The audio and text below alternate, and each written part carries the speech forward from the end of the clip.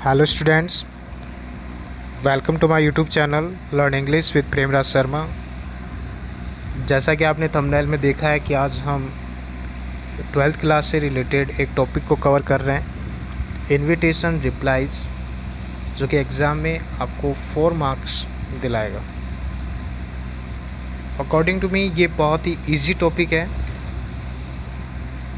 और इसमें आप पूरे 4 मार्क्स ला सकते हैं यदि आप सही छोटी छोटी बातों का ध्यान दें और विदाउट मिस्टेक आप इसके आंसर को करते हैं तो आप पूरे 4 मार्क्स यहाँ पे ला सकते हैं।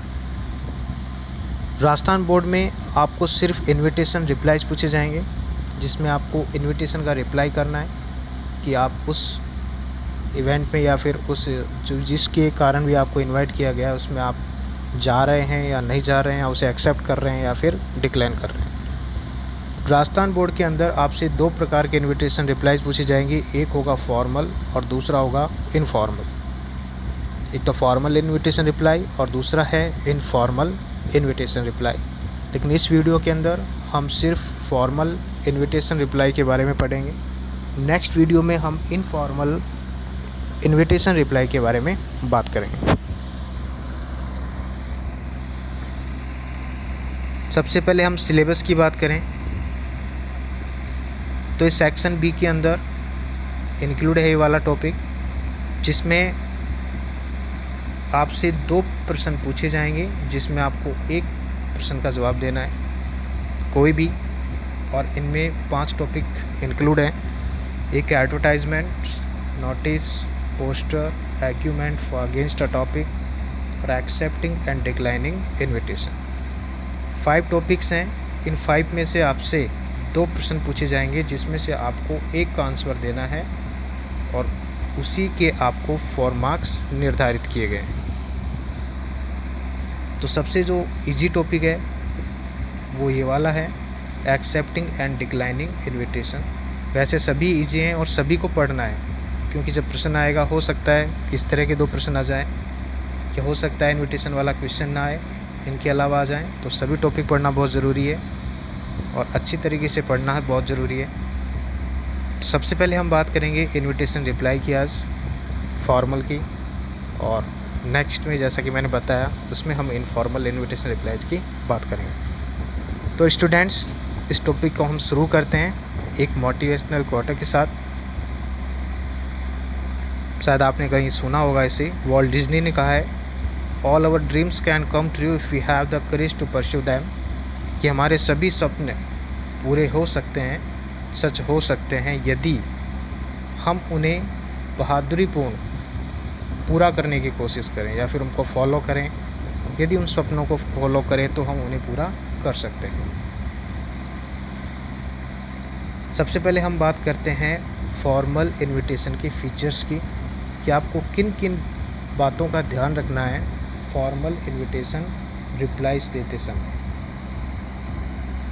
सबसे पहले जो मेन पॉइंट है आपका, 3rd पर्सन की फॉर्मल इनविटेशन है वो हमेशा 3rd पर्सन में लिखा जाता है। सबसे इम्पोर्टेंट बात यही है, इसमें ही, शी, इट, दे या फिर नेम, जो 3rd पर्सन है उन्हीं का यूज़ किया जाता है। आई, वी, यू, इनका यूज इसमें बिल्कुल भी नहीं किया जाता है, वो सिर्फ इनफॉर्मल इनविटेशन होता है।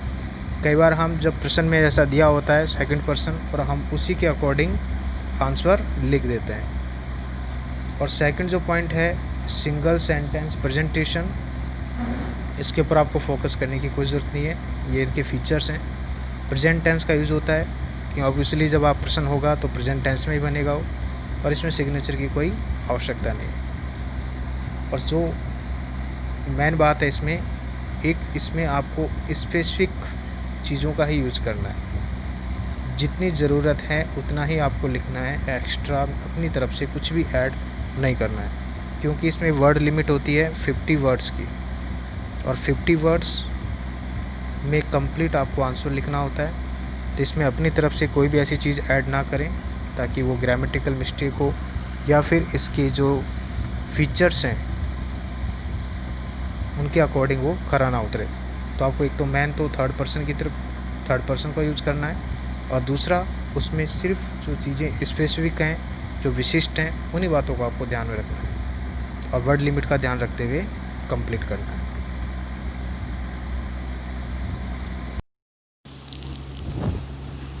अब हम बात करते हैं कि आपके बोर्ड एग्ज़ाम में किस प्रकार से प्रश्न आते हैं। देखिए, आपकी फॉर्मल इनविटेशन होगा रिप्लाई, उसमें 2 प्रकार से क्वेश्चन आएंगे, या तो आपको उसे एक्सेप्ट करना है या फिर डिक्लाइन करना है। ये दोनों प्रश्न में लिखा होगा लास्ट में कि उसे आपको एक्सेप्ट करना है या डिक्लाइन करना है। एक्सेप्ट करना है तो आप सही फॉर्मेट में उसे बनाएं, डिक्लाइन करना है तो उसे आप रीज़न बताते हुए फॉर्मेट में बनाना है। अब हम बात करते हैं कि हमें जो इनविटेशन रिप्लाई वाला प्रश्न है उसे किस प्रकार से सॉल्व करना है। हमें इन 4 चीज़ों को फाइंड आउट करना है उस प्रश्न के अंदर से, क्योंकि प्रश्न के अंदर ही 80% आंसर छिपा होता है, जिसे सिर्फ हमें ढूंढना है और उसे सही तरीके से प्रॉपर वे में रखना है। सबसे पहले आपको सर्च करना है find out who is sender, कि सेंडर कौन है, मतलब रिप्लाई को भेजने वाला कौन है।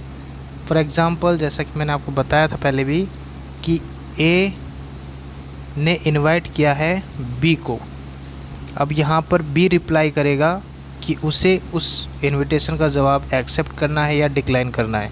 तो यहाँ पर सेंडर कौन होगा, सेंडर होगा बी, कि जो रिप्लाई कर रहा है वो क्या होगा, सेंडर होगा।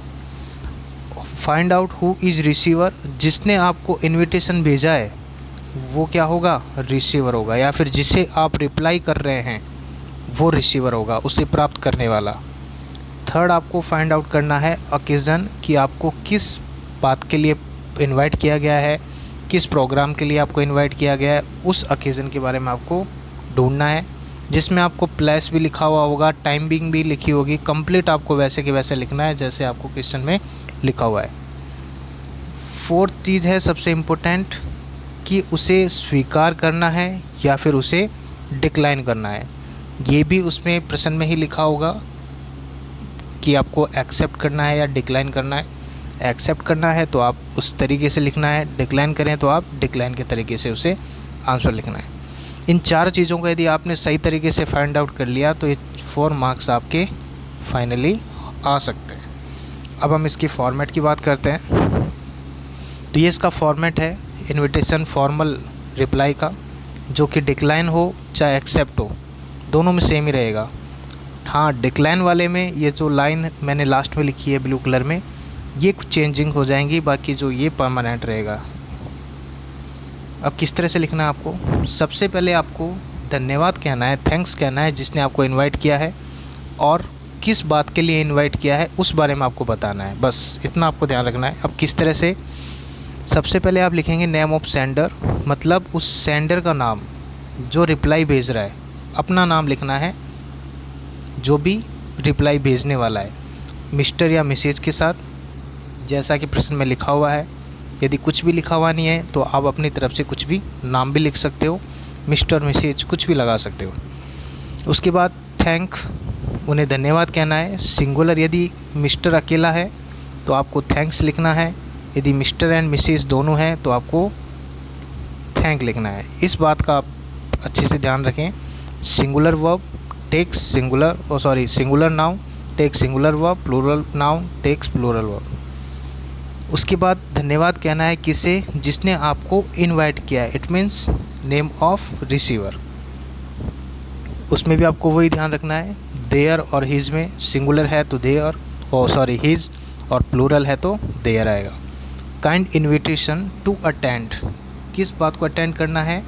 इसके बाद में आपको ओकेज़न लिखना है कि आपको किस पर्पज़ से इनवाइट किया गया है, कोई बर्थडे पार्टी है या फिर कोई शादी है, कुछ भी हो सकता है, जो जैसा उस प्रश्न में लिखा हुआ है आपको वो का वो लिखना है। उसके बाद यदि आपको एक्सेप्ट करना है तो आपको इस लाइनों का यूज़ करना है, ही या दे। यदि यहाँ पर सिंगुलर है तो ही का यूज़ होगा और प्लूरल है तो दे का यूज़ होगा। सिंगुलर के साथ हैज़ और प्लूरल के साथ में हैव, एक ही लिखना है इसमें। या जैसे हमने लिखा he has great pleasure in accepting invitation, he will be glad to attend the function.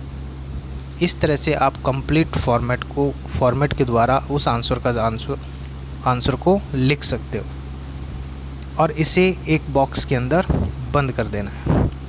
ये हो गया आपके कंप्लीट आंसर। अब हम इससे रिलेटेड एक प्रश्न सॉल्व करते हैं ताकि आपको और बेहतर तरीके से ये चीज़ समझ में आ जाए। क्वेश्चन है, you have received an invitation letter from principal and staff of government senior secondary school Kota, which is going to celebrate its annual function on 6th February 2020 at 3 p.m. Write a formal reply accepting the invitation। अब आपको इसमें 4 चीज़ें search करनी है। सबसे पहले तो who is sender, भेजने वाला कौन है रिप्लाई, तो यहाँ पर उसका नाम तो मेंशन हुआ नहीं है, तो सिर्फ ऐसा कहा गया है यू हैव रिसीव्ड। अब यू है तो आप इसकी जगह कोई भी नाम लिख सकते हो, इसके लिए आप बिल्कुल फ्री हो। सेकंड चीज़, रिसीवर कौन है, तो आपको इनविटेशन लेटर कहाँ से मिला है, from the principal and staff of government senior secondary school Kota. ये पूरा कंप्लीट रिसीवर एड्रेस हो गया। जहाँ से आपको इनविटेशन मिला है वो ही रिसीवर होगा। थर्ड आपको चीज़ सर्च करनी है कि आपको इनवाइट किस चीज़ के लिए किया गया है, तो सेलिब्रेट कर रहा है वो क्या, एनुअल फंक्शन कब कर रहा है, 6 फरवरी को, कितने बजे, 3 बजे। ये हो गया आपका ओकेज़न। फोर्थ आपको चीज़ फाइंड आउट करनी थी कि उसे एक्सेप्ट करना है या डिक्लाइन करना है, तो इसमें साफ साफ लिखा हुआ है एक्सेप्टिंग द इनविटेशन। अब आप उस फॉर्मेट के अकॉर्डिंग इसका आंसर लिख सकते हो। देखिए कैसे। सबसे पहले नेम ऑफ सेंडर हमने मिस्टर भी लगा दिया, नेम यहाँ पर मेंशन नहीं था, हमने लिख दिया प्रमोद जैन, कोई भी लिख सकते हो। सिंगुलर है, थैंक्स आ गया। अब यहाँ पर name of receiver the principal and staff of government senior secondary school Kota for their kind invitation to attend, यहाँ तक हमने वहाँ पर देखा था। इसके बाद आएगा अब ओकेज़न, किस चीज़ के लिए आपको इनवाइट किया है कि the annual function of the their, यहाँ पे देखो थर्ड पर्सन में यूज़ हो गया, school on 6 February 2020 at 3 PM। ये कंप्लीट क्वेश्चन में लिखा हुआ था, हमने ऐसे कैसे लिख दिया थर्ड पर्सन का यूज़ करते हुए। अब आपको एक्सेप्ट करना है, तो यहाँ पर सिंगुलर था प्रमोद जैन, तो यहाँ पर आ गया he has great pleasure in accepting the invitation, he will be glad to attend the function, और इसे एक स्क्वायर में बंद कर देना है। इस प्रकार आप आराम से इस प्रश्न को सॉल्व कर सकते हो। बस आपको 4 चीज़ों का ध्यान होना चाहिए। तो स्टूडेंट्स, आप इसे अच्छे से समझना, और एक प्रश्न यह आपके लिए है जिसका आप आंसर अपनी नोटबुक में करना। नेक्स्ट वीडियो जब हम इनफॉर्मल रिप्लाइज का बनाएंगे उस समय इसका आंसर मैं आपको करवाऊंगा, और अपने आप को चेक करना। Thank you very much.